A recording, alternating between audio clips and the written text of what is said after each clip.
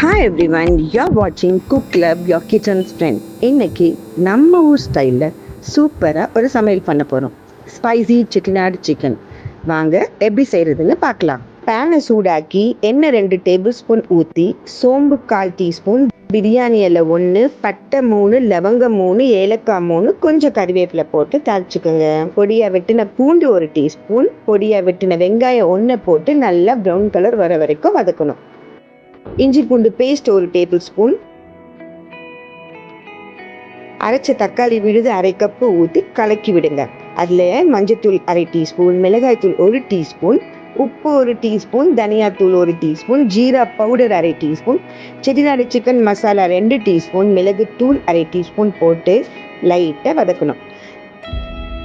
தண்ணீர் 1 கப்பு ஊற்றி கலந்து விடுங்க. சிக்கன் அதில் பேனில் பரவலாக போட்டு 10 நிமிஷம் வேக விடுங்க. சிக்கன் வெந்ததும் அரைச்சி வச்சிருக்க தேங்காய் விழுது 1/2 கப்பு ஊற்றி அடுப்பை சிம்மில் வச்சுட்டு 10 நிமிஷம் கலந்துட்டே இருக்கணும். நல்ல வாசம் வரும். வாசம் வரும் பொழுது கொத்தமல்லி இலையை தூவி மிளகுத்தூள் 1 டீஸ்பூன் போட்டு கலந்து விட்டீங்கன்னா spicy Chettinad chicken masala ready.